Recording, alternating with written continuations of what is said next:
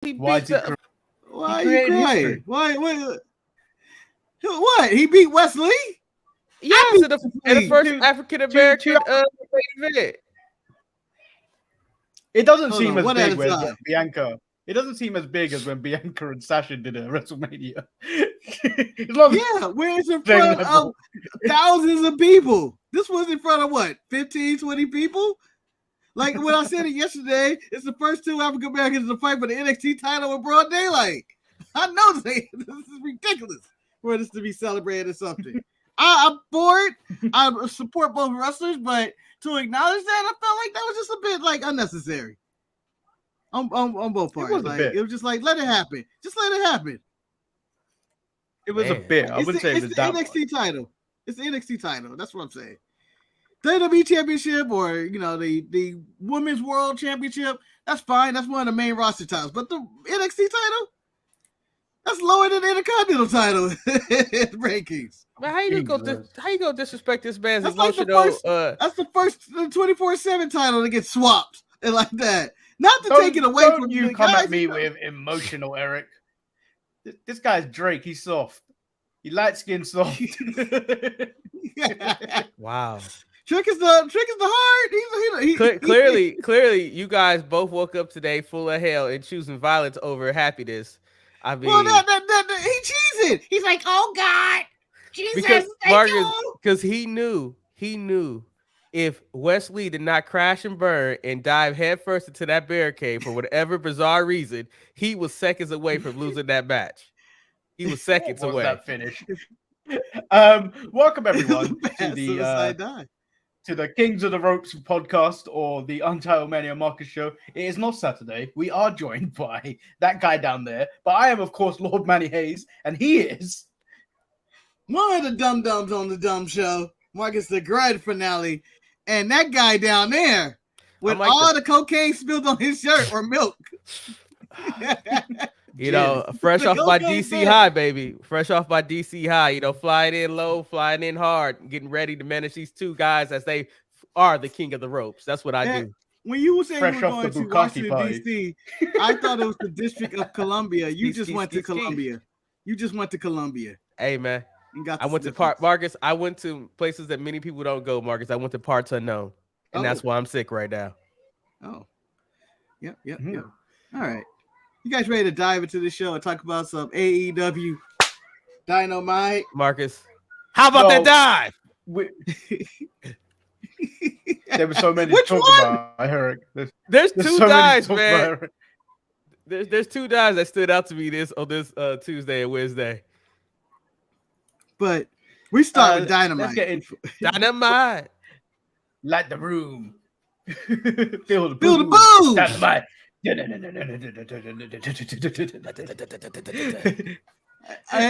episode of Dynamite, I'm going to reveal the worst person in the world. The worst person in the world. I'll reveal them in person on this show. It's Christian Cage. No. He's out there living. You know what? I'll give him second. But I will reveal on this show the worst person in the world. So this show kicks off with the Elite versus Juice Robinson and the Guns. The main purpose of this match was to tie in all the matches of All In, because none of nothing mattered. It was run-ins galore. Did anyone win? The match never started. It was just a brawl. Yeah. It's okay, Manny. You can wrestle. Apologize for the early start, but things have to be done and accomplished. Things are happening. Yeah. Things are happening, so we have to. Don't worry, we're still gonna go like 2 hours for no reason. And guess what? It's always available to watch it at the time. So if you want to just wait and delay and watch it at 11 o'clock, feel free. Eric. Yes. Eric. Jimmy is one of our main donators. You do not scold Jimmy. I'm not scolding him. I was giving him Jimmy is a diamond member of this club, of this house. Wait, look, we got diamond members? I didn't even know we had diamond members. He's a diamond member. All right, I'll throw up the rock. If we were to throw up the Royal Rumble for people in the lumberchat, he is automatically number 30 every single time. Jimmy did. I heart you, buddy. I heart you. I didn't know. Yeah, you never scored Jimmy. Jimmy's the only one of the few that donate regularly. So, but if Levi shows up talking about us starting early, I can scold him, correct? Yes. Yes. Because Okay. he's part of the condom party. I still can't believe I banned him on that But one let's show. get to Dynamite. Let's stay focused, guys. Let's stay focused. We don't have to go over our new club system policy. But for only $9.99, you can have this unique experience of joining the chat. Oh. So yeah, this match served no purpose at all. Yeah.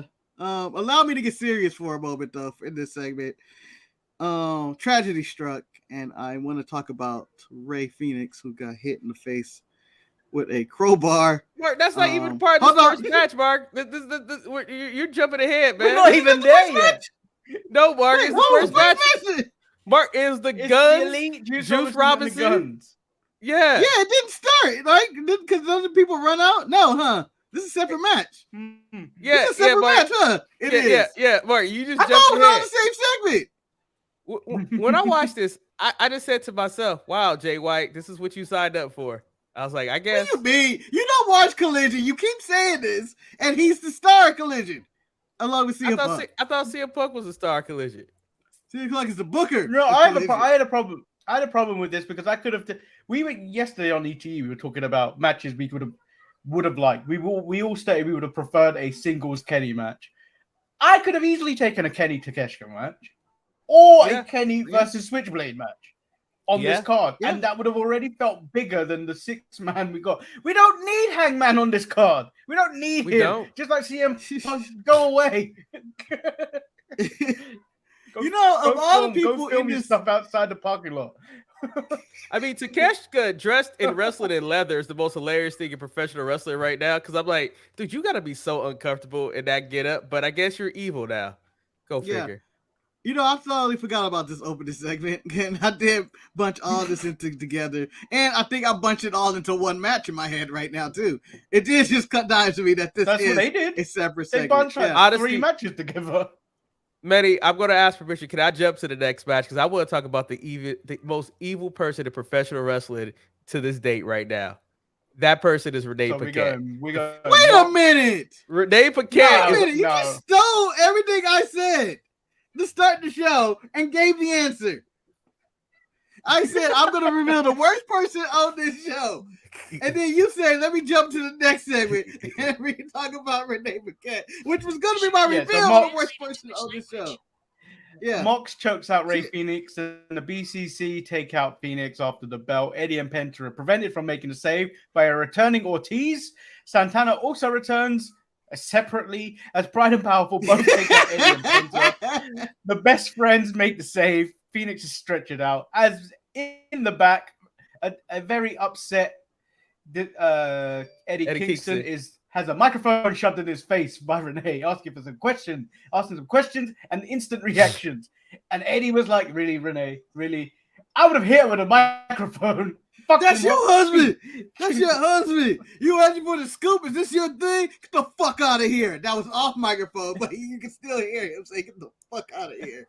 Which I 1 million to agree. 1 millionth agree. Here we are on Mourning to Death. Ray Phoenix, by the way, at the same time, making sure we get our DraftKings ad in the middle. But we're all mourning the death of Ray Phoenix. And here she comes after her husband done killed a man. They did that. They did that DraftKings read somber. Like there was no passion or energy. I mean, speaking of that was the worst. I don't understand why that was there. Speaking of was passion, by DraftKings. If you have Ray Phoenix dying, you just made $50. But speaking of passion and energy, can we just talk about the best friends and their lackadaisical save? Like this man, like all the saves are like this. All the saves, no one runs to the ring. Everyone just like philanders up to the ring. The Blackpool Combat Club had blood on their mind. They was taking murder tonight. It was like. Yeah. Oh, John Box is like, I have a match with Ray Phoenix. I'm going to kill him tonight. I'm going to first try to take off his mask. I'm going to try to kill his soul. And then once the referee stopped him from taking off the mask, he was like, all right, then I'll just kill his body. Crowbar, let's do it. And I'm like, what the fuck? Like, why? Why did they have to kill Ray Phoenix? Does anybody understand this you concept? don't know why? Because he's Yeah, trying he to get can't go to U.S. office. residency. He's trying to get U.S. residency, so he's trying not to leave the country as much as possible. Which is why, like a few months ago, he rather than go to Mexico to drop the AAA titles, he just did a video. Oh, So he's applying to be one of y'all. Yeah, he can't go. He can't be all in, Eric. He's not going all in. They had to write him out. And apparently, it just dawned to Tony this week that he wasn't going. Has anybody spoke to Pentagon how he feels about his brother trying to become an American? I think he doesn't care, Eric. Oh. I don't see why that. And for all you know, Penta is already a American citizen. You don't know anything about these people. I know one person who but he's showing off the abs now. That man used to be covered up, but now he's showing off that he's in best shape of his life or in any shape. Well, I guess that just means that somebody's gonna dig up Pac to be a partner in this match. No, he's injured. Nah, he's injured. Thank God. Thank God. Sweet. I know it's not his fault for getting injured, but it is his fault for never showing up to America for certain dates and wanting to stay at home and flying over and having to do a pack returns. But I thought, and unfortunately he gets hurt or whatever. I don't know how to word this to sound sensitive. Karma, goddammit. You can't perform in front of the largest crowd in your home country because you refuse to travel to America for other shows. Now it's in your own backyard. You can't make it pack. You can't make it. Anyway. With that rant being said, the following is sponsored by DraftKings. Can we say Santana or Ortiz still don't get along as well at this because they didn't even look at each other. They didn't stand next to each other. They didn't come out together. The thing is, I'm glad they're back. I'm glad they're back, but like they're gonna do nothing with them as a tag team once again. Yeah, because they were given everything. They were given everything working with Jericho when they first came, and they did nothing with them. Nothing. No, it's a tragedy. And this was Santana's gripe that Ortiz, who was like, I'm cool with this. Allegedly, I don't know. This is all dirt sheet talk. It's cool, man. This is ride the waves. And then on top of that, we are given the hold on, let me do something real quick.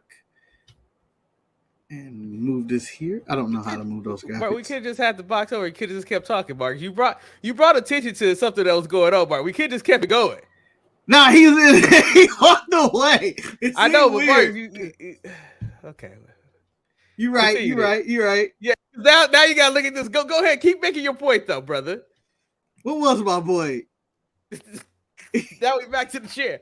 Anyway, what was I saying before? You were talking about Santana and Ortiz not liking each other. Oh, yeah. We don't know the actual story, but you can see that there was tension and beef. That I don't think they're going to team together after this pay-per-view, but I do like seeing that they're not involved in anything Jericho's doing. The thing that I really enjoyed, I really liked Ortiz's hat. I was like, man, I really want a hat like that. I mean, is that like you took away from this segment? The fit was fire. The fit was like, I thought. I mean, knocking the man out by the hair. We all talking over each other, but I'm going to say at this point, knocking the man out with a sock full of soap, wearing that hat, that tells me that's life goals for me. I mean, I would love to whoop somebody's ass look like that. You dress to whoop somebody's ass, and then you could also go out and have a nice fancy dinner. Come on, man. You can't top that shit. Eric, let me tell you something. You are going to make the save for Ray Phoenix and everything. Ortiz swinging a sock. Little Ortiz swinging a sock ain't stopping me. It ain't stopping me. He ain't saving no Phoenix. He can hit one person. No Phoenix. I'm not saving Ray Phoenix. I'm probably more pro to hit him with the crowbar than saving him. I'm just saying, if you were trying to make a save and Ortiz showed up with a sock spinning it around, and it was me, you, and Manny, I think one of us is making a run right through him. He ain't stopping us. He too little, he too small, and he just had a sock. But Ortiz has always been known to be dangerous, though. He's dangerous. It doesn't matter. Eddie Kingston's built like a wrecking ball. Yeah. Eddie Kingston falls on thumbtacks for breakfast. He wakes up off the bed and rolls into a bag of thumbtacks and glass. And Speaking of he thumbtacks talks and about grass, it. my thoughts and condolences What go the out to the hell? Terry Funk family. Terry Funk did pass away. It was announced a couple of days ago or yesterday, It I was think. yesterday. It was And, hours ago, just actually. want to acknowledge that 24. Well, thank you for cutting me off for that in the middle of a rant. because you had your rant already, Marcus, and I was just like, you don't get 2 rants in a segment, Marcus. You don't have. You You don't get to do do. that. We do. You don't get to have 2 You rants. don't get to make the rules on the dumb show. It's okay. Okay. We are Dynamite. You Yeah, are and Collision. get your ass back on the bottom, you bottom bitch. Hey. First of all, I ain't nobody bottom bitch, but if I was, I'd be the best bottom bitch in the whole wide world. Well, On top of that, actually a Marcus compliment. decided to try to be a producer in the situation where Betty walked off the stage, and I was like, Marcus, why did you click the button? And he clicked the button, and he realized he didn't know what he was doing. And then on top of that, he lost his train of thought. And I was like, you should have just kept talking and paid no attention to Betty walking off. But Marcus thought he was a producer, but clearly he's not. This is not everything else, Marcus. This is not everything else. This show is ran with class. I thought you were a stand-up guy, but now I know you ain't nothing but an old snitch. Because that's all you were doing right there. Talking to the police. Marcus messing with the buttons.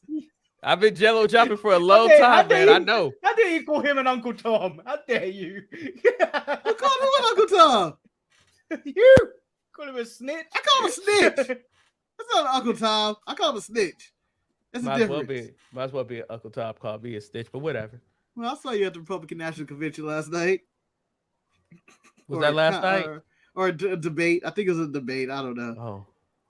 Clearly, I didn't get my invite. The JAS thing happened, but I don't really care too much about it. Do you want to talk about it? Jericho said stuff. Well, you know what? No. I do want to. No, Sammy. Oh, you talking about the back of Sammy? I want to speak on Sammy's defense real quick because for me, please don't. Those other motherfuckers right there, how dare they question where Sammy's loyalty lies? Because at the end of the day, Chris Jericho has put so much money in Sammy Guevara's money in his pocket. I understand why there's a loyalty to him. You other losers ain't did shit. And the J, the 2.0, Jackie Swagger, y'all could all go kick bricks. You know what? I understand Jericho. Jackie Swagger probably will take Jericho's side because apparently he saved him at one point. Yeah, he saved his life. Kicking bricks sound like it hurts, but it do. I want to say, fuck Sammy Guevara. The man's storyline is inconsistent, and this goes all the way to Tony.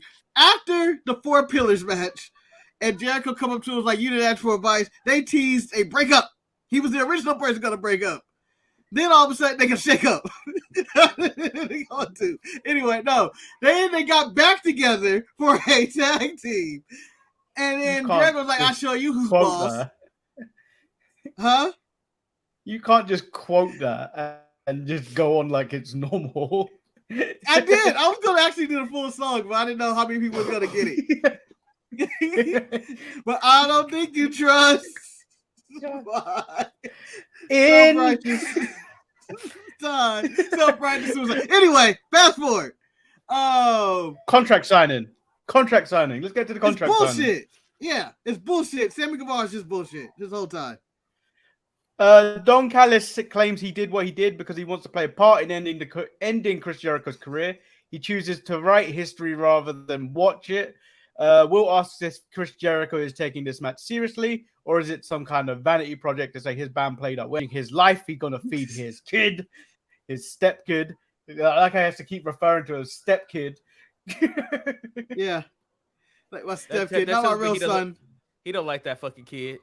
He the one that stepped up. Yeah, he the one that stepped up. He's wrestling for his fucking life, Eric, trying to feed this kid. Yeah, he's just a kid. He better like it. Blair Davenport. In essence, what he needs to do is hire a better financial manager because, goddammit, your funds is awful when you need to depend on a Chris Jericho match to have your financial future set for going forward. I mean, at the end of it, I haven't watched. It's a Wembley match. I haven't watched Dynamite in 2 weeks, and so last time I saw Dynamite was the episode where next week Chris Jericho was gonna let me know if he was gonna join Don Callis. Clearly, he did not join Don Callis. No, he joined. But then Will Ospreay got selected over him, which is ridiculous. No. So let me update you, my brother. No, he joined, but he didn't. He joined, but Don Callis thought he was going to say no. Yeah, they walked out on him. He said, "Okay, Don, I'll reveal next week." Next week came. He hugged Don and Joy. Stupidly, Don Callis assumed he wasn't. Had a picture of Jericho with his head ripped off. It's convoluted, Eric. It's extremely convoluted. Then Will Ospreay comes out of nowhere, attacks Jericho from behind. And now here we are at this contract signing where Will Ospreay is beating Okada, beating Tanahashi, beating Kenny Omega, beating all the top wrestlers in the world. But and it's broke. That's what I got from it. But he beat all this he's stuff. expecting a huge payday because his New Japan contract's up in 6 months, and people are going to pay millions for Will Ospreay. Can I ask you guys a question? Because since you guys know this one, is this storyline between Jericho, Don Callis, and Will Ospreay more convoluted than the storyline between AR Fox, Swerve Strickland, and the Embassy? Because I'm so confused about what happened, what took place in the following match. I'm beyond confused. It's very confusing, Eric. If that is the next thing, right? Yes, it is. So AR Fox fights the invincible Nick Wayne. May as well be weighed to Bruce Wayne at this point. How many moves he took and survived through every day. He should be dead. The kid should be dead. He's 18 years old. He should be dead. Anyway, AR Fox blows the match because Swerve couldn't break the pin and loses to Nick Wayne. Swerve does a maniacal laugh and says, "Fox, this was a test, and you always blow it. You're gonna blow it whenever the light shine on you. You're a choke artist. You're a piece of shit. You never rise to the occasion." And so he attacks AR Fox, and Brian Cage comes out of nowhere, and you assume Brian Cage will be his partner, but no, he said, "No, I found a partner." It ends up being Christian and Luchasaurus, who's been feuding with Darby Allin on Collision for the TNT title. And that's the all-out match. Yeah, and then they announced all that. So they fit like 30 matches into the segment. But with that being said, I do not understand Darby Allin, Nick Wayne, and Sting coming out there making the save for AR Fox. You built your bed, now you sleep in it. That's all I'm saying. That's all I'm saying. AR Fox nearly murdered. AR Fox murdered Nick Wayne. He put glass shards to this man's neck in his home, bust out his windows, made him call Darby Allin on the phone, talking about how he done whooped his ass in his home. I'm pretty sure they threw the bloody shirt at his mom. Yeah, and then he was wearing the bloody shirt. Yeah, he was wearing the bloody shirt out to the ring for when he just killed a man. So, fuck you, AR Fox. It's called forgiveness, man. But I would point out this segment. In that quick of time, no, Marcus, I busted your house and I put a knife to Fiasco's neck. Marcus, you gonna forgive me? Marcus, first and foremost, Fiasco ain't gonna let you get that close. You know she gonna pull out the quick claws and get you with the skippy pats. But with that being said, though, Marcus, this segment right here gave so much entertainment value for all the wrong reasons. First and foremost, you had Nick Wayne's mom in the audience, and her statements, "Stop doing that, you can't do it." I'm like, this is a fucking wrestling match. They're supposed to beat up your son. This is what your son signed up for. They're supposed to beat him to his bloody pulp. Like, stop bitching about it, about the profession your son chose, or do something. Then you get to the fact that you have Swerve, as you said, tell AR Fox, "You always fail," but you brought this man in. And then if you look at the if you look at the win-loss record of everybody else in the embassy, why is nobody else getting this type of treatment? Why is, like, what the fuck is going on? And then the instant forgiveness Darby Allin gave to AR Fox was just like, okay, I guess this is going on. And then you bring out I can argue. I understand Darby's forgiveness, Eric. I would say, you know what? This man gave me a job when I was homeless. He was misguided. And you know what? I love him more than Nick Wayne. However, Nick Wayne should not be out there. They destroyed a picture of his father. They threatened his life in his home. They killed 2 of his students. More evidence of why Nick Wayne should have been out there. When they brought and announced Christian was going to be the partner, I was like, oh, shit, all Christian's going to do is talk about his daddy. And the fact that he did a whole entire promo for somebody who's not even involved in the match, who just had his best friend Darby Allin forgive a man who wore a bloody t-shirt with him. It seems like Nick Wayne had one of the worst Wednesday nights of all time. That was pretty bad. Pretty bad. But at the end of the day, I enjoyed this segment for all the wrong reasons because Darby Allin killed himself with that dive where he hit to that table. I was like, damn, yeah. Darby ain't gonna be okay. And I was like, I thought Wes Lee was gonna have the worst dive in the game, but Darby quickly surpassed that dive on Wednesday night. Well, Darby always kills himself. Darby falls like someone's yelled, Andy's coming. Like in Toy Story. The way he falls. He doesn't like fall gracefully. He just drops wherever he is. At 100 miles per hour, too. Just like a fucking meteor when he dies. And it's just like, oh, I swear to God, Darby goes into every match thinking he's not going to kill himself, but somehow realize, fuck, I just killed myself. Like, it's just every week. It just seems like, oh, man, this man's going to be hurting and crippled. And he's going to be like, dang. He's going to look like the Hardys in the main event tonight, which we already got to, but he's going to look like them. But Manny, would you forgive Aaron Fox? What is your segment with? Oh, we not even talk about this. I would not forgive him. He nearly murdered your friend. He nearly murdered your friend. He nearly murdered you. Maddie, I know you want to jump to Ruby Soho and Sky Blue, but I feel like we should make a content. Just ignore this match. It just maybe mention. Do you think that the Young Bucks and Dax and Cash Wheeler, their little promo thing, do you think that helped solidify and build up that match for All In? What did you say? What's I got distracted by the Coochie Monster. I know you guys did. Ain't nothing like being distracted by Coochie. I would say, do you think that? No, I got relabeled. I got relabeled the Coochie Monster yesterday. Oh shit, Manny! I didn't, because I was gonna ask who's the Coochie, but I didn't know it was you. Yeah, it's 100% Manny. And yesterday on Everything Else, where you can find Everything Else every Wednesday at noon Pacific time. Manny, or I forgot what it was even about, to be honest. It was. Well, let me ask. I don't know how it became that, but someone forgot the order of that. El Luchador asked me. He bet his mask that I will enjoy All In, and then I said not as much as eating cookies with Nina Samuels the night before.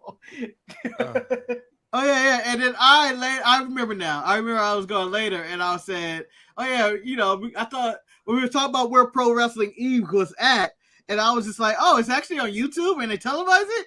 I just thought it was in somebody's basement where Manny ate Nina Samuel's cookies. And then someone said, oh, he eats cookie. That sounded dirty. And I said cookies. And then it said, well, whatever. Manny's the Coochie Monster or something. And then that's what happened. I said, bon appetit. And I want some Gucci. So my question is for Lord Monster of the Coochie. I would like him to answer, did he enjoyed the little bit that they did with the Young Bucks and FTR to try to hype up their match before the little sit-down interview with Renee Paquette, who cannot control her husband, who hits people with crowbars? Eric, I can't listen to Dax ever again after MJF. After MJF pointed out the fatal flaws of Dax promo of I love pro wrestling, I love my family, I love tequila, which basically the Young Bucks kind of did too. Yeah, and then Dax goes ahead and says the same thing. And he's like, watch it, don't talk about my family. I'm going, you don't want to bring him into this every single time. So okay, so I understand shit in this promo though. But let me ask you this question, Mark. There was another promo that took place because it was talking about. I thought I was gonna say how the Young Bucks, do you care about? They were dicks talking about we hired you. We're the reason you got this job, and we named you. Y'all ain't shit. We don't even have to win the titles because y'all ain't shit in the end. And I felt, I think that kind of personal. I don't know, Maddie. To answer your question, do I care about it? No, because I've been there, I've done that, and the fact that you just have the match and there's really no build up to the match, like there's really no reason for them to be having this rubber match except for them having the rubber match. If that makes sense, like I kind of wish it was a little bit more to it. Like it's going to be a good match. Let me ask you a second question to that then, because it seems like AEW are relying on fans to remember the first two matches of the history, which is similar to what we've got going on with CM Punk and Samoa Joe at All In, where they're relying on us to remember the matches they had in 2005, which I mean, I don't know how old I was. I think I was about 19 then. I was 25 18, then. 19. I may have been Yeah, 19. Oh wait, if you were 19, I was 21 then. Do you believe AEW should be relying on fans to remember? Am I going It's first you. or is Yeah, Marcus it's going you. first? It's a question for This is all you. you. Oh, this has always been one of my biggest criticisms about All Elite Wrestling. I felt that they always Tell about relied their too full much. name. I called it by the full name because I felt that they always rely too much on the knowledge of their fans. They don't do enough to educate or remind people of what goes on. It's like it's so much of their storylines are based solely on what people remember. So yeah, CM Punk versus Samoa Joe back in 2005, it was great, but it's 2023. Like you have to try to connect that to this now. It's like you can't continue to bring back nostalgia acts and expect me to care. Like yeah, FTR and Young Bucks, they had good matches. They had, Young Bucks took one, FTR took one. But why are they now going after this? You know what I mean? It's just like you had so many more hotter tag teams in there, like the Acclaim. The Acclaim was a hot tag team at one point, and they lost their titles, and no one seemed to even care about them losing their titles. And now they're in this feud with the House of Black with Billy Gunn coming back out of retirement because he's talking about his kids, although his kids was in the first match of the night getting destroyed by it's so much going on that I hate that I wish they really had a creative that kept everything organized and they really thought about how to do story. If they took time like they did with MJF and Adam Cole about everything else on the show, AEW for me would be so much a far superior show, in my opinion.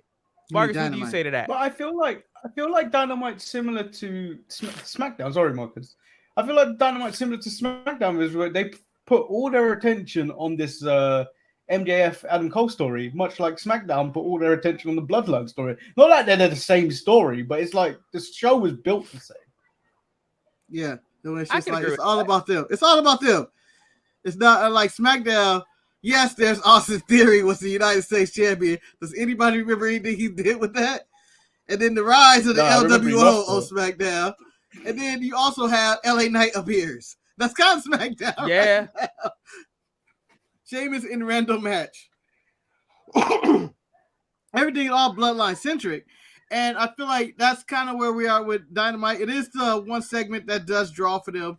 It is the interesting segment of the show of who's going to turn on who and what's going to happen, or basically what's MJF going to say next about Roddy, who I think is the secret MVP of this whole storyline, just because I enjoy watching him run around screaming in a neck brace. Okay, Roddy is petty white guy who found other white guys to be upset that he was betrayed by his white friend. That is what this is. It's like the most hilarious storyline ever. It's like, I told you he's going to turn on you. He's going to turn on you, Adam. And then it's like at the end of it, Roddy's going to turn on Adam and no one even cares. That's like the worst part. That's what you got. That's what you got. You got Roddy turning on Adam. Yeah, Roddy's going to probably cost Adam this match. See, you mistaken, man. They in on it together. They're going to turn on MJF, Eric. Although MJF is going to retain his title all the way. I have a theory when he's going to lose it. But I would say this right now, and this is big. I would say that Adam Cole and their friendship with MJF has saved somewhat MJF's title run. Because before this happened, his title run was mid, as the people say on the streets. It was mid. But I think it's somewhat. Yeah, but I think at least it's some type of entertainment value to it. I don't think that AEW has anybody in their company who could carry their championship with the dignity that a championship needs to be carried with. Excuse me. Again, there is another AEW champion out there with an X on his title, claiming to be the real champion. He's carrying it with dignity, Eric. And he's defending his real championship at All In. Marcus, CM Punk is not the answer either, man. He's the champion. Marcus, this roster at AEW, this looks like the civil rights movement to me. There's like two different sides of the fence. There's the colored side and there's the white side. I don't know which side is which, but it just seems like I don't think the people on Collision are being treated like the people in the 60s of the colored side. Mark, they need somebody to come in. Mark, they need somebody to come in and mend the fences. When the man tells you you can't film a promo, it sends you away. Because I feel like, Marcus, somebody needs to give an "I Have a Dream" speech and unite the rosters. That rosters need to be united. It's too much separate and not enough equal, in my opinion. Tony has commented on the quote unquote beef in his locker room, and he said he just can't get the grown men to get along, and he's just stopped trying. That's a man that has given up. Damn. That's a man that has broke. He just stopped. That's not a good leader. It don't show leadership at all. No. But I never thought Tony was going to be a good leader because he's always just had money. He never had to work for anything. So it's like one of those spoiled kid situations where you don't get your way and your money stops working. What do? Well, I just quit and go do something else. I mean, and that's what happens. Like at the end of it, that's where you give Vince credit. He'll fire a motherfucker. Like, you know what? Fine, I'll send your ass home. But I'll forget your name. I'll delete you out of video packages. Yeah, it's like, you know what? I'll delete a whole WrestleMania if I'm just upset with you. Yeah, exactly. I'll take you. 19 to 21. Mark, you had a woo in my opening, but you want to sue me? I take your fucking woo out because I can't use the man. It ain't no longer boss time. Yeah, about the package. Yeah, exactly. It's the only black woman that made him hit WrestleMania. Yeah, Marcus, exactly. You know that moment was great. Bianca did it by herself. Yeah, that motherfucker get petty. China, what are you doing? You out of history. Shane, you want to talk bad about my company? You can't never come back, Shane. Fuck you. Now he'll allow Shane back because we still don't know what's in that lockbox. Exactly. We're never gonna know what's in that lockbox. But on top of it, but just to say though, you have to be able to rule with an iron fist. If these people don't listen to you, then you have to make them listen. Simple as that. I'm watching a TV show currently on HBO that I would compare it to. Huh? No, I watched Succession. It was a great show. That you compared to me, but I'll compare it to another show that they have right now to the Winning Time, the Los Angeles Lakers story. Oh. It just feels like the AEW locker room at times of the beefs and the rivalries and the fist fights and the lack of people and the ownership and the money, and you just go like, yeah, this is entertaining. Yes, there's some stuff that is fabricated in there, but there's a lot of stuff that's just goddamn entertaining for fun. I hear they're focused on the rivalry between the Boston Celtics and stuff like that, and I was like, oh, wow, that should be a good point. I got to jump on Winning Time one day. I got to. Yeah, welcome. You know. Can I talk about a segment Magic Kareem for a minute? Can I talk about a segment that made me feel really good about Dynamite, though, that I was shocked? I thought the Acclaim segment with the House of Black with Billy Gunn actually was an emotional roller coaster. I don't know if I really need this match, but I like the promo that Billy Gunn cut talking about that the House of Black was not going to erase all the stuff that he accomplished. And when they burned his boots, that was too far. And I was like, you know what?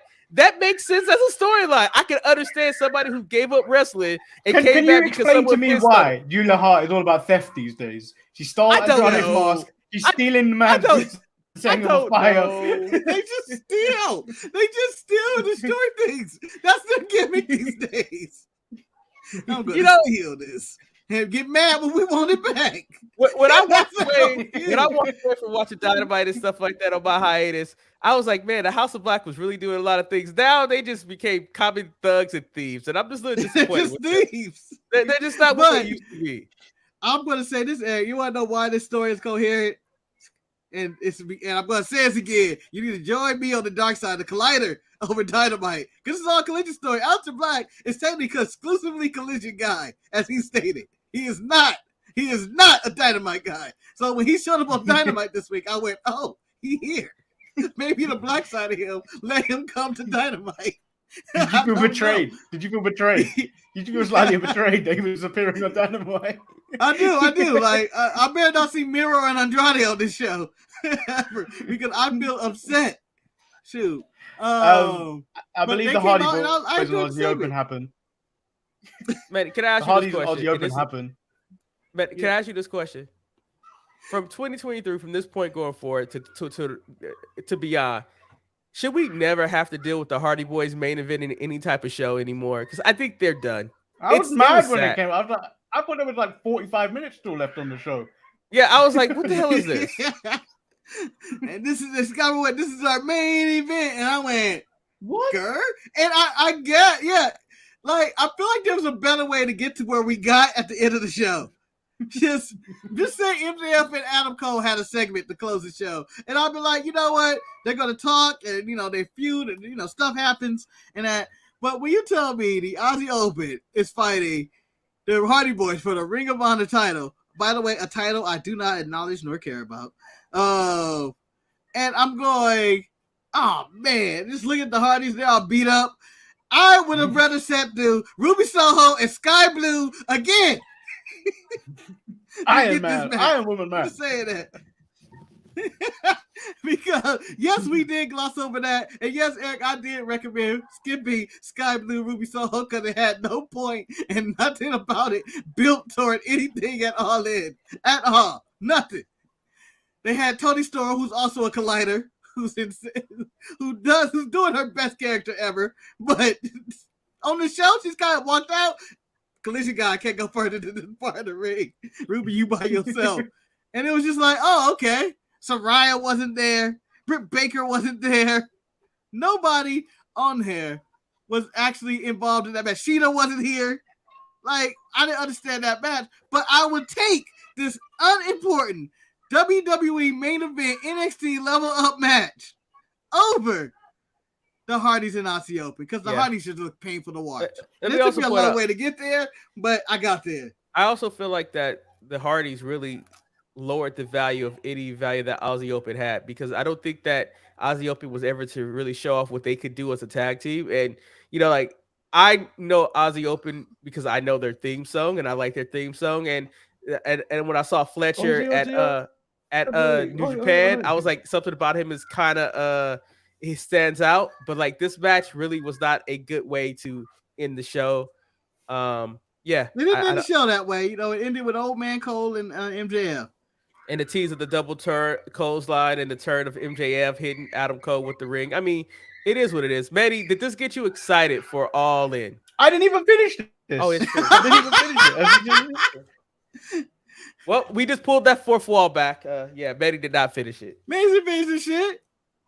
And Manny's expressed his type that he doesn't like tag matches, and he's getting a barrage of tag matches at All Out. And they added a tag match at All Out. Yeah, I did another one. House of Black. It was like, oh, we got another one for Manny.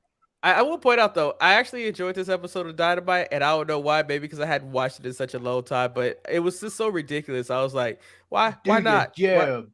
It went by real fast. Now let's cover another ridiculous show. Tony D'Angelo in the pool to start NXT. Hey, first and foremost, Marcus, I ain't watched NXT in 4 weeks in a whole butt. And Marcus, I came back to it, and you see the smile on my face. It did everything that I need. Marcus, first of all, when I found out that Tony D and Stacks were the tag team champions, I was like, how the fuck did that happen? And then on top of that, I was like, you watched it when he got out of jail. Marcus, no, I never saw once he got out of jail. Last thing I saw, he would make the phone call. I ain't watched it in a long time. It might be 5 or 6 weeks. It might be 5 or 6.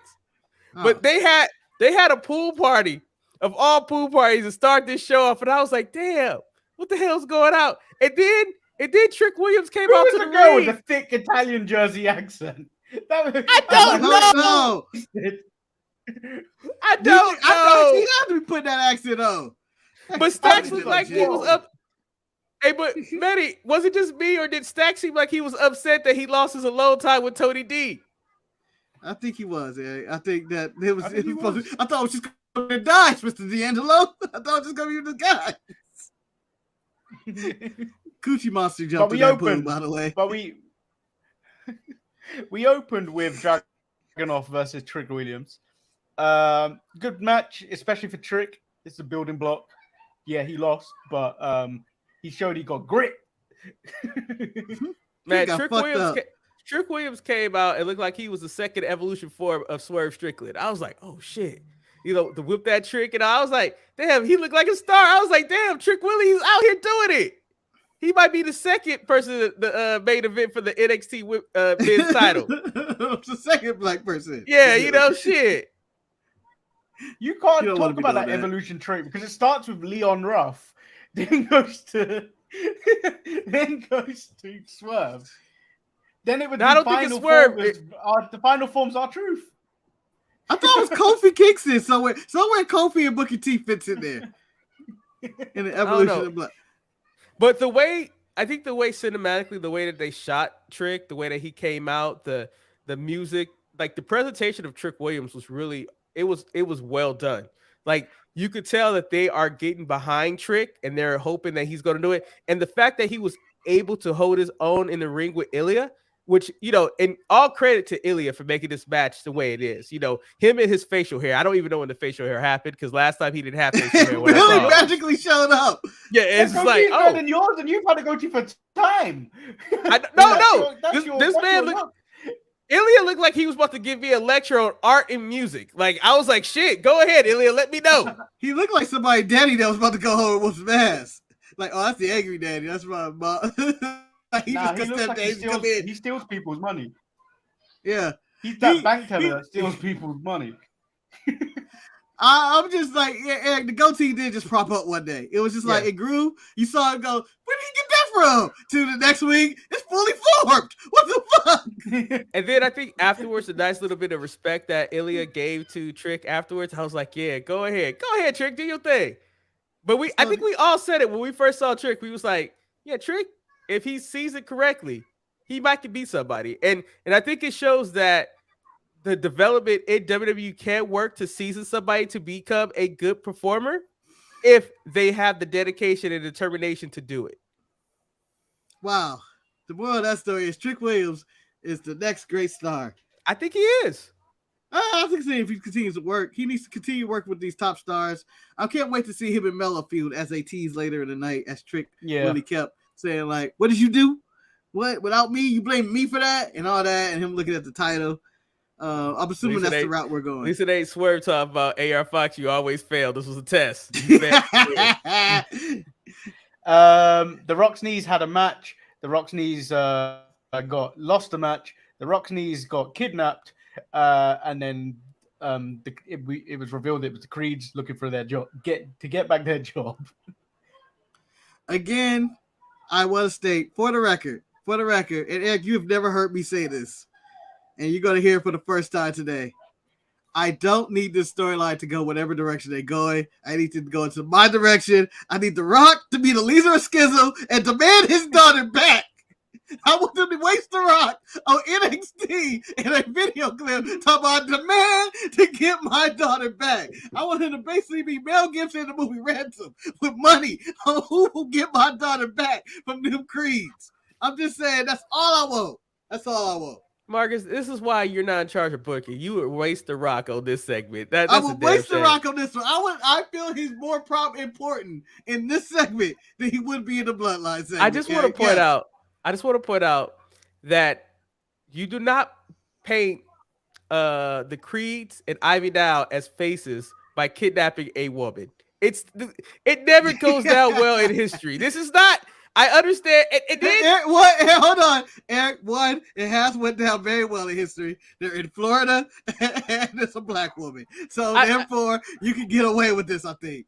And the fact that you kidnapped her, and your main logic for kidnapping her is that you want to be reinstated to NXT.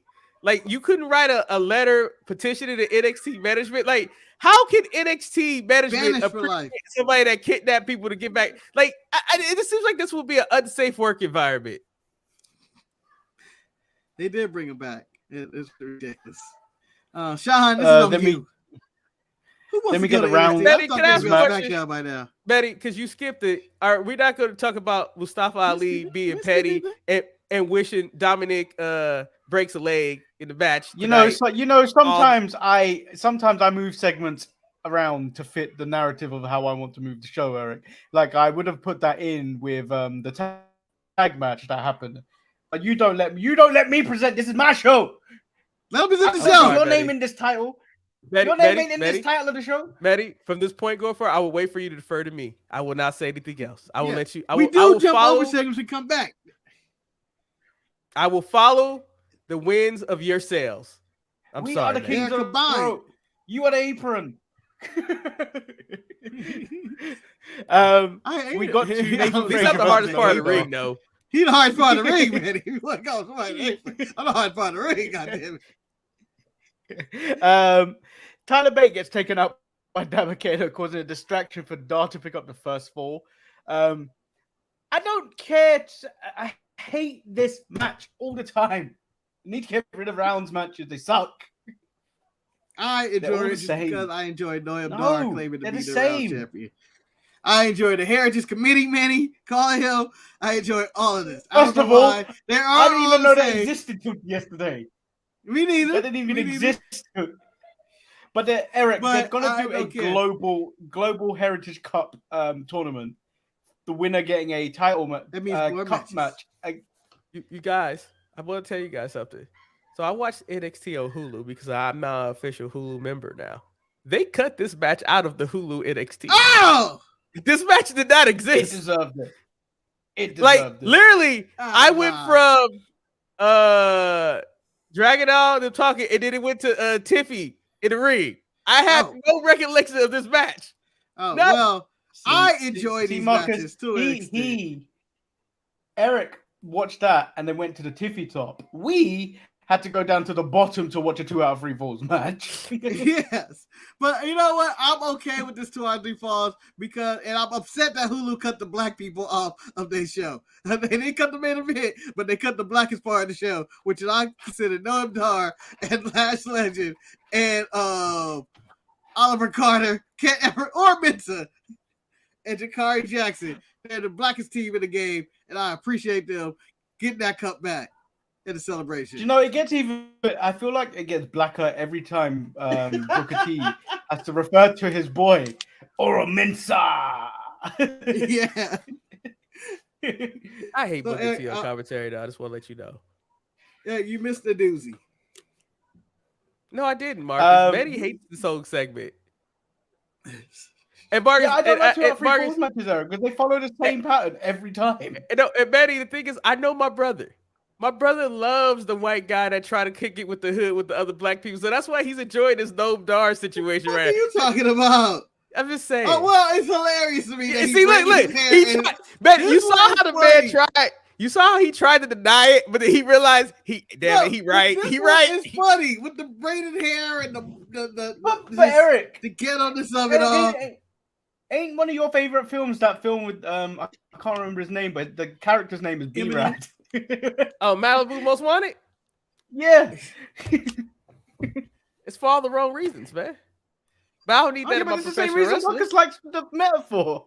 It's the same reason I like 8 Ball, right? Spaghetti. Hey, but 8 Ball's actually... I want to say fuck the Jets. Oh, wait, Betty, Marcus has been holding this in. He keep forgetting about it. Marcus, here's your floor to talk about the Jets. He done told me on many conversations. What we done now?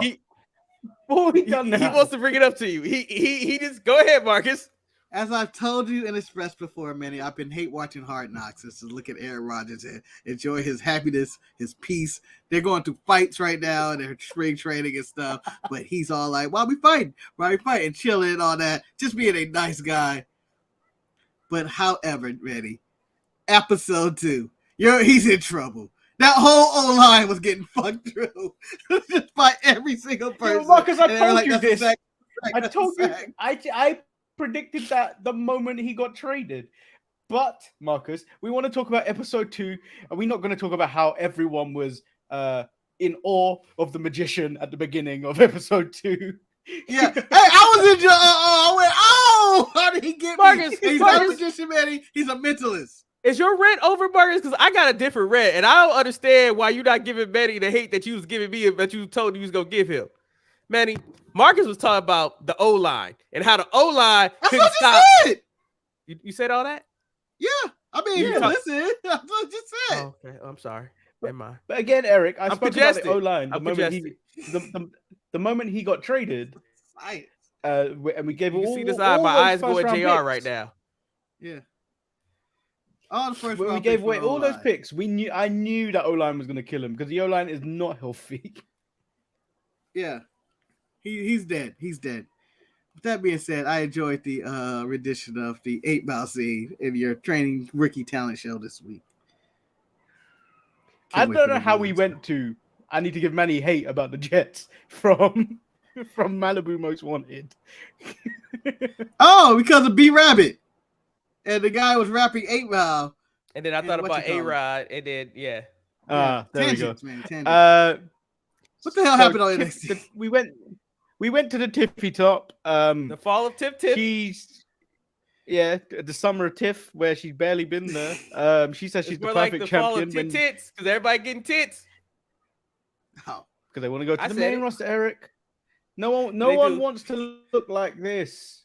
I don't know why that. I don't know but what it Manny looks- was about to put up. But it looks like Tiffany I Stratton. apologize for what Manny's about to do right now. I mean, Tiffany But he Stratton and said Jay no one Carter. wants to look like this. They all went to the same doctor. Well, you know, once Dana Brooke went down there, you know, it was all over. So you know the funny thing about it when you think about Come it, on, Manny. you know she broke up with Braun Strowman maybe because he saw what happened with Tiff. But you know, Becky Lynch is actually somebody who achieved the hardest thing ever. She made it to the main roster, became a star without getting implants. Wait a minute. Bianca Belair still exists. Yeah, but Bianca Belair has a big booty, so she has something. Becky just had red hair. Sasha made it to the main roster. What about They Asuka? got nothing. She don't. But she got more than Becky though. But I'm not gonna sit here and subject women to this. Hey, No, you Everglades, already did. Isn't it? Corey J's Fucking crying in the corner misogynist. right now because of you. I gotta open up my eyes. You make Coochie Monster angry. You want me You to made a tickle you? Coochie Monster angry. I can tickle the cookie. Here, No coochie one monster. tickles I the tickle coochie it. monster. That's I elbow. tickle That's elbow. it. You don't tickle the You know, the coochie orange monster. threw me off. I thought that was J.K. Swish, but it ain't. Hey guys. She says she's the best NXT champion, better than Bayley, Asuka, Becky Lynch. Not that she was NXT champion, which she references later, and Charlotte for there. She's going to remain at the Tiffy top, and then a rare GD Dolan appearance happens. And then this is also followed by Kiana James, Blair Davenport, and Roxanne, who are all making claim to this title, which ends in a brawl. Tiffy escapes. They announce a fatal four-way. And then there's a hint that Becky Lynch might be making an appearance on NXT when she replied to it with a tweet. Yeah, so, you know, Becky Lynch was never NXT Women's Champion. I don't know, was this planned or does this added on later that they planned on all of this? It'd be well done if they did because it didn't seem like anything. Because Tiffany came back in the interview like, I saw your bitches, damn it. I know she wasn't champion. And then, you know, moments later, Becky was like, yet I haven't been champion, which, you know, Yeah. would be the replacement, I guess, of the Judgment Day not being there anymore because eventually they got to leave. Yes. Because you guys know I've been going from NXT for 4 to 6 weeks. Where's my girl JCJ at? Where's she at? Why she died this title picture? Did Gigi finally She's kill her? out there. She's out there giving Thea Hale some credit, which I feel like she's about to pull the bad bitch out. Thea Hale. She's Yeah. gonna turn Thea Hale Oh, into a okay. baddie. Well, JC, I believe, lost last week in a match. No, she won. No, she won. Oh, she won. She did. I'm so used to her losing. But she was not invited to this match, apparently. I don't know why. Nor was Thea Hell. And then, so they were in the back later talking about how you need to be evil. Basically. Join me on the dark side with my cowboy hat. Then we do move into Dominic and Rhea versus Lyra, Valkyria, and Dragon Lee. This is where Mustafa Ali hopes Dominic really breaks his leg. And then Rhea Ripley gives him a 10-second countdown to go away when he refers to Dominic being a 10-second man. Yeah. Lyra, Very dramatic reaction. hey, you know what? Lyra's roundhouse kicks were hilarious to me because I was like, look at the little legs spin around. And then she got tired on the third one. I was like, oh, that's so cute. Well, I dare you to do 3 kicks like that and not be tired. Manny, so for your information, I did do the Apple Fitness kickboxing workout, and I did 1, I did 2, but on the third roundhouse kick, I almost killed myself. So yes, it is very hard to do. So I understand how her legs got tired, but I'm just looking at that, like I'm thinking to myself, if I got hit with a roundhouse kick by those little legs, would it hurt me? Probably so. no, you're a grown man. I don't know, man. You're a grown ass man. If you get taken out by Lion Valkyria, Eric, I question everything that's ever existed about you with those kicks. Rhea Ripley was throwing that woman around like a dog. You know, Like a next dog, week he we're was gonna flipping her. get fit. DSPN Anonymous is going to send us video of Marcus on the ground after being taken down by Lyra Valkyria. I heard you were talking shit. I can see her. I heard you were talking shit. Lyra, I don't have time for this. What? Oh! Ow! Let me say, it'll be. Oh, I think that would be an shit. amazing accomplishment if I ever went to the NXT Performance Center and I got attacked in the parking lot. I'd be like, yes, I was attacked in the most dangerous parking lot in I'll the be game. asking for it. Yeah, it's like I'm just gonna be hanging out in the parking lot. Y'all can go watch the show. I'm gonna be in the parking lot. I don't even smoke, but I'll be like, hey guys, don't be out here. I gotta Who go want the smoke? in the Just wait parking for it. lot. I'd have a tire iron. I'd have a tire iron, and I'm just walking around cars smashing windows. What's fighting to a camera. I'm calling you out. I'm calling you out, Dijak. Or something. Fuck, I didn't realize that NXT Hulu, they cut so much out. Maybe that's why NXT was such an enjoyable show. I got no Von Wagner. But You didn't get Von Wagner getting the boo-boo spin out of him? No. He got I best spear in the game. Yeah, and on the show, after he did the spear, and damn near killing himself because he almost ran into the stair because he had so much momentum, ripped Von Wagner in half, then had a shirt, this is the best spear in the game. No, and I you saw can't that. even argue with that man. No, I saw that post on the mid-card mess, and I was like, when did this happen? And I was like, I figured it happened last week. Clearly, it did not. It happened on that night, but Hulu NXT ain't shit. They tricked me, man. They tricked me. Well, they saved you of the ugly tights of Baron Corbin and a Von Wagner Baron Corbin match that I believe, and I want to say this for the record, and I think I'm 100% true, no one asked for. Can I ask a question? Y'all, is everything okay with JK Smush? Is everything all right? Because I know I haven't been on the show in a minute, but this is. Oh. I don't. Huh. I mean, no one's gonna even read it because it's just so. It's not edgy today. So if you guys listen to the audio version of this show, make sure you go back to the 1 hour mark of the show to figure out what J.K. Smush said. Teaser. Yeah, no, it's dramatic. Oh, but yeah, Von Wagner is dead. Not as dead as my boy Wesley. Hold on, Eric, I have a question. Do you think this is gonna get over if I wore a T-shirt that said, "Are you ready to get tabled?" I see. God My boss damn got it. fired, so I'm in a really great mood. Hey. So the JK, I have a question for you. If your boss got fired in the game of Succession, where are you at in the ranking? Like, are you in line to be the next boss? Do, do, do, do, do, do, do,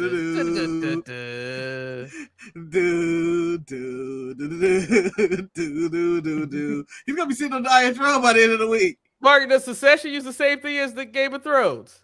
No. They use Roman Reigns' theme song. Oh, they do? yeah. That's where Roman Reigns got his theme song from. Succession. It's basically the same song with just the piano kind of just different a little bit, and they added the splash of the Roman's original song, but it's basically the Succession song. Damn, he's still part of the Foot. Shit. Damn. Mark, have you seen Turtles yet? No. Hey, You can't ask me this every day. Every goddamn day you've asked me this. Sir, if I wasn't sick, I would have took you to see the Turtles yesterday. You don't have to take me to see no Turtles. I don't need to see no Ninja Turtles, man. I don't even like turtle soup. Turtles died for me when Uncle Phil died, man. I would have took you to see the Turtles and the Blue Beetle. Kept that. I'd rather see Barbie, damn it. You still ain't seen Barbie. I haven't seen anything. I'm basically home written, and I don't go anywhere because, I don't want to pay for the Uber or anything or bus. Damn, your brother ain't shit. He let you stay locked in shit. Man, right, ain't shit. That's why you go leave him. Let me tell you how ain't shit he is. This is a Ryan story. Ryan, who apparently just wanted me out the house Sunday, assumed that I was going to call out due to the hurricane. I told him, no, I'm not. And he said, well, if you don't have a way to go, you can use my car so you can go to work. And I go, huh? You just want me out the house? He's like, no, I'm trying to do a good deed. And I go, huh? He's like, I go, okay, but your car has gas in it. He goes, no. In fact, I'm probably gonna have to put some gas in my car, maybe about $20-something. And I go, isn't that the same price or more expensive than a fucking Uber picking me up and dropping me off? And he goes, I'm just trying to help. Okay? Go, you piece of shit. So I refuse to put gas in his car. You know, when you think that your youngest brother could get any lower, he got like, bro, you know, I ain't got a payment plan since. I know. Well, you don't send anybody how much people owe you. I gave him my payment. He know what the payment plan was, but then he stopped paying me. Yep. So guess what? That means I don't no longer buy anything for him again. Yeah, he just cruised down the street in his 6'4". I think we probably should talk about the main event so Manny can go. I mean, this show has went a lot longer than what it should have. Same amount of time it always goes. The main, I read the comments in the mid-card mess, and it made me think that this match was incredible. It was there. It wasn't as good as the people were making it out to be. I need to stop doing that by reading people's thoughts on matches before. Yeah, I don't know why you hype yourself up. You hyped yourself up, Manny. Because it wasn't that good. It was aight. It was an enjoyable match. I thought it was fun. I thought the table spot where he did the DDT to the table, I hadn't seen that before, and I thought that was good.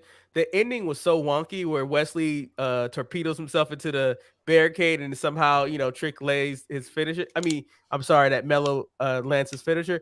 It was fine for what it was. Was it the best match ever? No, but I think it was a good, solid title defense for Melo. I mean, because Melo is kind of having a mid-title reign, kind of like, you know, MJF is. So, you know, he needs something to stick his teeth into. Needs something like a better story. But I'm also happy to see that Wesley is getting some type of, you know, shine, because I thought his career was going to be over once they fired his tag team partner. But clearly they saw something more in Wesley and they continue to promote him. Yeah, I think that he shined even more since he left. The best thing that ever happened was his partner got fired. WWE. Yeah. Like, oh, and, you know what? If fucking Orange Cassidy ain't even Orange Cassidy for the last couple of weeks, man. Where's my Orange Cassidy that was the champion? Now he's stuck in this stupid feud. You know what? We said that yesterday. Shit. We actually said that yesterday about you. Because Orange Cassidy is not defending the international title internationally in London. Yes. Like, and then we declared that you're Orange Cassidy guy, and Orange Cassidy turns you into a believer, and now he's just stuck in this random ass tag match, not defending the international title. The one time he's not on American soil to defend this title, he can do it. It chose not to. The greatest thing is that the pay-per-view is called All In. It should be called All Tagged In, because that's all it is, a bunch of tag matches. There's no just and I tagging. think that, and my issue, I love tag team wrestling.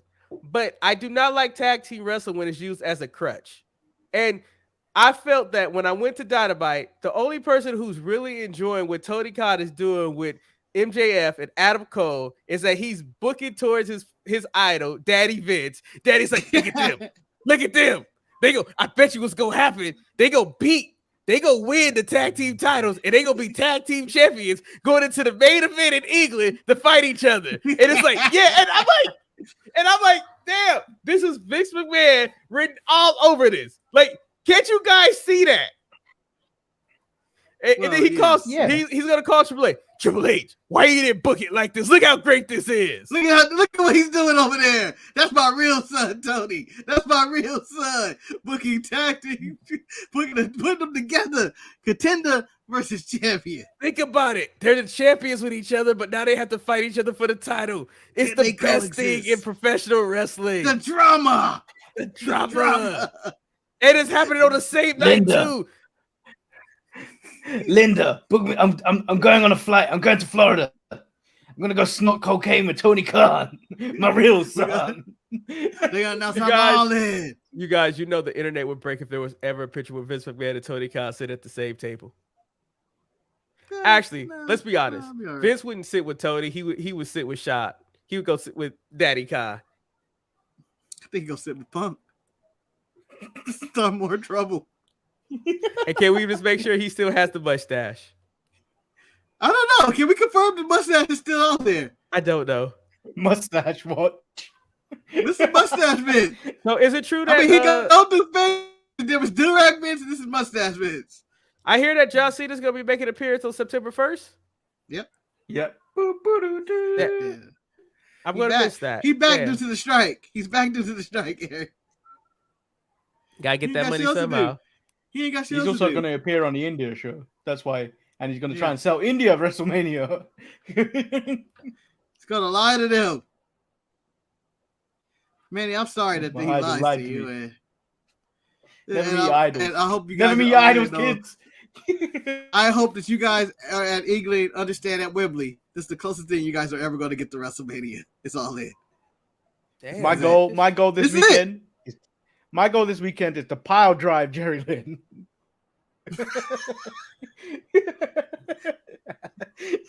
Manny, I hope Jerry Lynn didn't make the flight. I hope he did, so I can power drive him.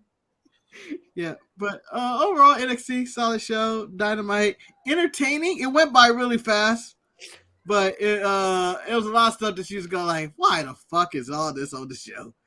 But I mean, like, I think both AEW and Dynamite share that in common. Like, there's a lot of shit that takes place. AEW and Dynamite?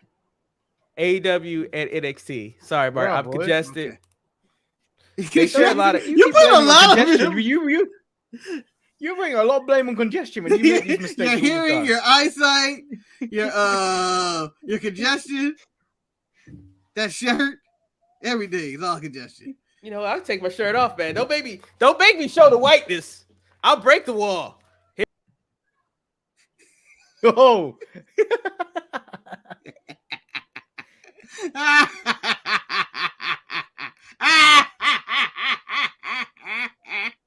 You look like a panda. He looks like a whale. Call me Shabu. Hold me like a little version. Oh, would you be there for me? Would you still care? Jump, Willie, jump! Yeah! You know, I haven't seen that movie in 500 years. They should have never made part 2. I think they even made a part 3. Shit, I think they should have made part 1. I don't even know. Well, take me up. Done a movie watch along in God knows how long. And you think Free Willy? You're on house arrest. You're on house arrest, so you should be the one. You should be really the one that's been promoting these watch alongs, so you have people to communicate with. Because I'm on a bus, man. His sleep is more valuable than ever. Gotta stay alert. If I end up knocking off on that bus, I can end up in Rancho Cucamonga. Okay. Showed up at the Young Bucks house, talking about, hey, is Nick and Matt here? Is Nick and Matt home? I haven't waited to kill CM Punk. I don't know. Super villain talk, and then end the episode. You guys want to hear a funny airplane story? So sure. On our flight back. Wait. This story is sponsored by Soul Plane. Carry on. On our flight back, you know, Shantae and I were, because we had to get up very early to get our flight because we had a 9 a.m. East Coast time flight, so 6 a.m. our time. But, you know, we've adjusted to their time. However, on our flight to the airport, on our flight to DC, how Alaska did it, they gave you the pretzels first, right? On the first part of the plane. And, you know, no one wants the pretzels. But on the tail end of the plane, they give you this biscuit. Like, it's like a gingerbread biscuit, a great cookie. It's so fucking delicious, right? But you know it comes with the second half of the plane. Well, unfortunately, on our trip back home to LA, this was at the first part of the plane, and Shantae and I slept through the biscuit giving, and I was so upset when I woke up from my slumber, and I saw everybody had their biscuits, and I didn't have my biscuits, and I was upset, and they gave me a bag of fucking pretzels. I wanted my biscuit. Wait, this is great. So you didn't think tragic fat man history? Is that what that was? Yes. Tragic fat man history right there? Yes. You didn't think to go on about to get something hilarious. You didn't think to go on your chair. There's a button that goes boom, and it'll call the lady over. And you go, hey man, Manny, hey lady, can I have my biscuit? Manny, it's a 5-hour flight. I did not move for 5 hours. At the same time, I don't like disturbing them because those stewardess don't look like they want to deal with nobody anyway. It's their job. I know, but you could have had a biscuit, man. I got my tea though, so I was happy. Nobody about want that. tea. I did. They're on a flight. That's the first thing I do when I'm on those international flights. Boom! Can I have some ice cream, please? Damn, Manny. Ice cream, that's your thing. Manny's like a 3-year More ice cream. Bing. Are we there yet? No. Bing. How long? Bing. I want some more ice cream. Bing. Did you watch that Jungle Boy Mary Lynn segment on AEW? Bing. Ice cream, please. Bing. So AR Fox should be in jail. Ladies and gentlemen, this is your captain. Could the asshole in 23C please stop pressing the button? Nah, Manny. By the time you hit the button the third time, people. man, you got the air marshal that arrested you, put you in handcuffs. Yeah, Manny biscuits have been looking good. Do you think the handcuffs should be used like this? You remember the time Adam Cole got handcuffed to the bottom rope? You know what, you guys are right, man. Jimmy L is the diamond member of all diamond members, man.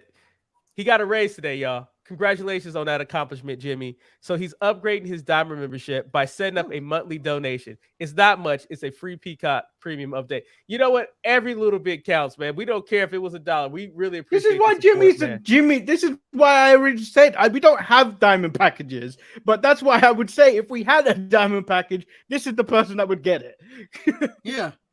If we were to ever do a live appearance, if we were to ever do a live appearance in Jimmy's hometown and Jimmy wanted to sit on stage and sit in the middle chair and not say anything or whatever he wants to do, Jimmy can do it because he has a diamond pass. I feel like I should send Jimmy one of my signed prints for one of my things because I can't sell none of those pictures. I should send him one. I think you should, and I think we should also send him one of our shirts from Storefront today. Yeah. Nobody wants that shirt. I should send him the one of Charlotte. Give him the one and only BBC shirt. No, Marcus. No one has that shirt, Marcus. No. The fact that Manny had that ready is ridiculous. It's always ready. It's always ready. It's always ready. You got to stay ready. Yesterday, he threw up that Keith Lee picture. Like, oh, there it is. No, it's when he's talking about doing a watch along with Jamal yesterday, and he had this on lock. Yeah, that was going to come up. That was skillfully done.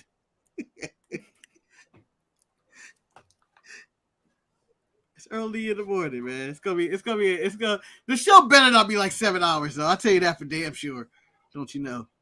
I can send the greatest thing, Mark. I can send Jimmy. I can send him a picture of your orange jumpsuit. That'll be the greatest thing ever. This is how he can hang on the wall for WrestleMania. Oh, the Dominic outfit. The one that still is SoFi Arena. Just sprinkling dust all over people. I still got that orange residue in my. Back when Eric was in shape. I'm still in shape. Nah. There's a difference. I'm 10 pounds away from that weight right there. Yeah, you got to get back to that. I was like, Eric in the prime of his life. Look at him. Nah, he's enjoying high tea now.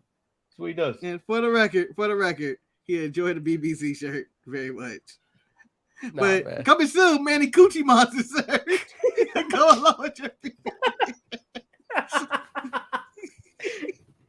I guess it is an evolution. Thirst Trapper, Coochie Monster. King of the ropes. I don't know how evolution. The next thing you know, he'll become the Pussy Man. Yeah, we do need to. No. That's too far.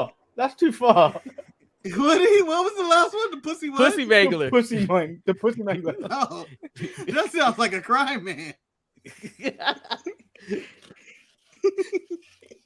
That sounds like a bandit in the 50s. And the Pussy Mangler is on the run again. Coming to the stage, the Pussy Mangler. I can just imagine the Commissioner Gordon using the light, the bat signal to call over Batman and ask him, "What's the problem, Gordon?" Well, Batman, the Pussy Mangler's at it again.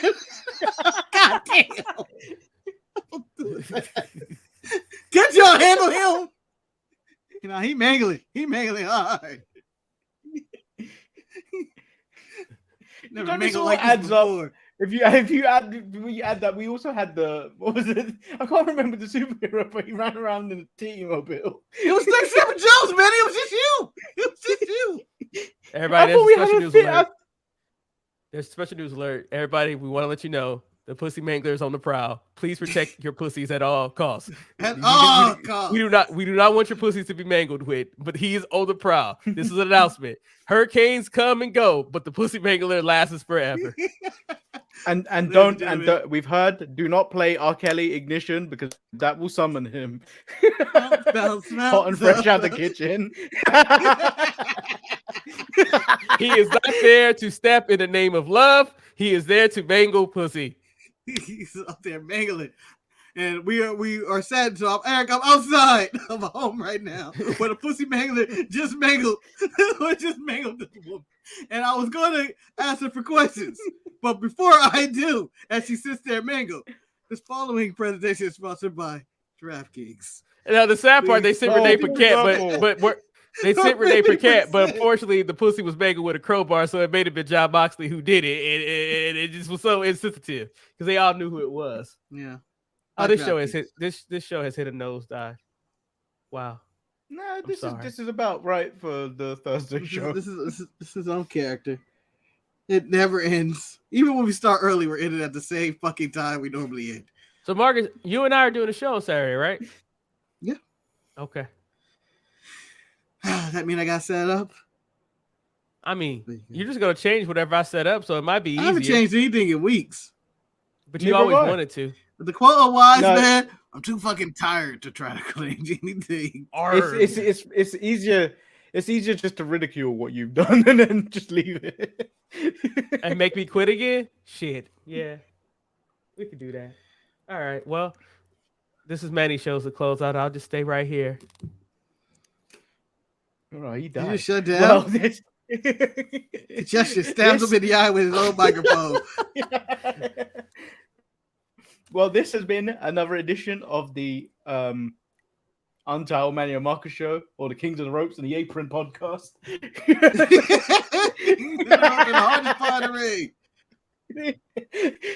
I've been Lord Manny Hayes. He's been.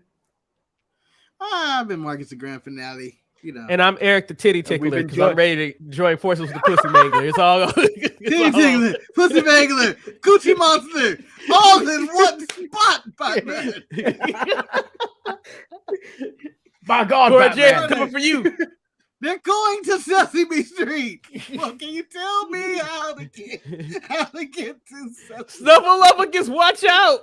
I know about your back. So that's a question. How do you guys feel how they treat the Japanese wrestlers with these over-the-top dark promo packages where they have the stuff? This was beautiful. This was beautiful. He was a supervillain explaining his plan, like Manny said. And I will destroy your back. You are tired. When you go home to Becky, your back hurts. I seen you go reach for the top shelf stuff and try to grab that piece of peanut butter, extra crunchy, and you pulled your back, which also looks extra chunky as it fell to the ground. You're injured. You can't do nothing. I will break your back. The only thing he needed was a cat. He only needed the cat to be stroking. It would have been perfect. Again, I'm saving all that for my return for The Rock to join the Schism. Cat, Terramana, he just be facing the claw and talk about leave my daughter alone. I just want to point out, Schism has to have a better vetting process. If you didn't know that those people were wearing the mask behind you, like you gotta have some type of ID identification, like a barcode to scan or something like that. You need better security. Yeah, like the White House has sharpshooters on there. Message to people who are in what mask you wear. I believe that's the same level of security Clan have. So point out security, by the way, good job on security in the Ospreay Jericho segment. They really did their job. They kept both first time security had done their job. Can I tell you guys that I realized that I've done this show too much because literally when we was at the White House and they said, hey, the sharpshooters up there, I was like, hey, where are they at? And I'm like, oh fuck, you guys are talking about real sharpshooters. God damn it. I messed up. Here we are. Yeah, you didn't pull an Aubrey Edwards, you didn't know who I am at the White House? Nah, but I was Marcus. You know, it's sometimes You know how when you see somebody security clearance and you know when somebody don't want to be fucked with? That was all the Secret Service people they had a job to do. And you know, when it was crazy people in the park, that was park security. They were there for other important issues. And I was not going to give them a hard time. I would have given him a hard time like I do the like if I ever go to England, I'm giving the King's Guards or whatever. What are they called? The ones with the little afros and the little afros. Who can't say anything? Buckingham Palace. Royal Guard. The Royal Guards. Yeah, You know, I give them a hard they time. will fuck you up. You know, they will. I've seen them act on someone. I'm like, ooh. They're not supposed to though. No, they're a guard. They can kick somebody's ass when they feel threatened.